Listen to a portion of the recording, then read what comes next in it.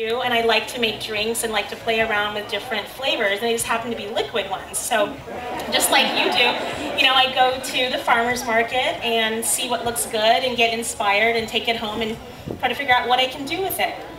So we're going to get into, the thing is you don't really need a lot of fancy tools and techniques. I know a lot of people are into molecular mixology. I don't do really any of that. But there are a couple tricks that you can take away from this that can help you make better drinks at home. So one of those is balance, and it's the idea that no one element of your cocktail should really jump out at you any more than any other. You want like your sweet, your sour, your bitter, and maybe salty if you're doing like a margarita, to have a nice kind of balance between them. So that's what makes you want to take another sip. And the other one is using the freshest and the best ingredients that you can. So that means, as much as possible, using things that are in season right now. So we are in the best time for making drinks, I think, of the year, right, in this season. So we're going to start, we're going to be making some sangrias that show that off. We're doing two, a white one and a red one. And as you know, sangria comes from Spain. The word, the base in there is blood. Which is not very appetizing, but it's really referring to the color. It uses that red wine sangria that we find on the menu, of every Spanish restaurant you've been to. I call this really like a winter sangria because it's got maybe, a mealy apple in it, maybe a couple slices of orange, some cinnamon sticks, some red wine, maybe some brandy, if you're lucky. It's nice, but it's really nothing to get super excited about usually. But in this season, we've got wonderful, peaches, we've got apricots, we've got great berries. This is the time you can make a sangria that is just really bursting with all those beautiful flavors of the season. So we're going to start with the white sangria. And a lot of times, you see the red, but actually when you go to Spain or Spanish restaurants, you will see sangrias done with this sparkling wine called cava. Have any of you tried cava before? Yeah. So more of you should. You'd be really amazed. I just came back from the region. There are cavas that you would be really hard-pressed to tell from champagne. They're really light, refreshing ones. I'm sure you've seen Freshenet in the store. That's the biggest, actually, sparkling wine brand in the world. There's all kinds of other ones. Ramona is one to look for if you like the older, more aged. They make one that's so much like Krug, and it's $50 a bottle. It's amazing. So I'm going to start out with showing how to open a bottle the right way, because still a lot of people are kind of scared about that.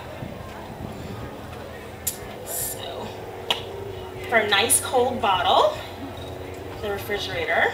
And isn't it true, Maria, that the little wire gizmo that's around the cap has exactly 6.5 turns? Exactly, and that is because there's only one company in the world that makes the machine that makes this cage.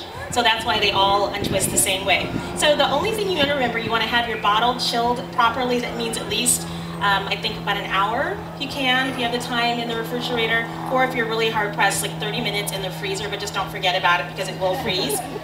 And you want to have a good cup towel or a napkin. You put that over, you untwist it, your 6.5 times, loosen it, and I don't even really take it off. Just take the whole thing, and you want to hold the cork as you're twisting the bottle. See? And worry about it kind of flying off, because there actually is the same amount of pressure behind a cork as behind a bullet. So you don't want to let it go kind of in a crazy way. So as I was saying, cava, this one's by Segura Viudas. You can find this at Trader Joe's, at Bevmo. This one's, I think, should be about $7 to $8 a bottle, maybe 10 at the most. But it's made in the same way as champagne. It just uses local grapes, the Charello, Parellada, and Macabeo. So this one's we're going to show about the balance between sweet, sour, and bitter. So the first thing we're going to add is some white rum.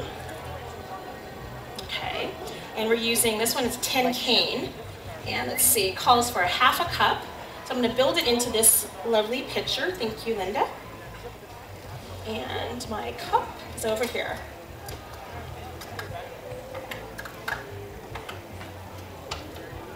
And the thing I like about the 10 cane, it's a lot of rums are made from molasses.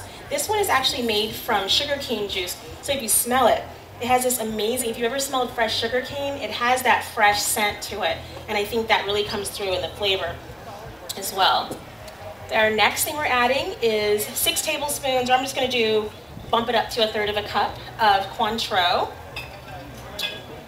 So Cointreau, that orange liqueur, great in margaritas. I like it a lot. Grand Marnier is wonderful, but Grand Marnier has a base of cognac, so it has a heavier flavor. And what we want to do is let the fruit really show through. So that's why I use this instead. Put this over here. Okay, so now we've added, and then we're going to get to our bitters. And those are really the stars to me of any of white sangria. You know, sometimes you'll have a drink and it'll be nice, but there's not much going on. If you take a sip and it tastes the same every sip, that means it's not very complex. And so bitters are something, they're an aromatic compound. It's made from roots and bark and different things that really adds complexity to a drink. So that's what you find in a Manhattan. You find that also in a Pisco Sour, and it's that thing, it just gives you that little je ne sais quoi, and it makes you want to go back for another taste. So I'm using two types of bitters in this one. The Angostura bitters from Trinidad, those are very commonly found. And see, we're using a tablespoon, I believe. So keep shaking. There was a shortage on these a while ago, but I think that has been cleared up so you can find them. So, does it play a similar role to salt in cooking? I guess it does. It does accentuate the other flavors. Yes, I think that's a good analogy. And then there's also lots of other flavored bitters. These are actually Regan's orange bitters, but there are grapefruit bitters, there are peach bitters that really do taste like peach. So a really fun thing to do is to make a, say if you're doing like a champagne cocktail, you use the peach bitters instead of the Angostura and put those on your sugar cube, and then drop a slice of fresh peach in a glass as well, and it kind of makes it a whole different experience. So you have more of a spring type of champagne cocktail.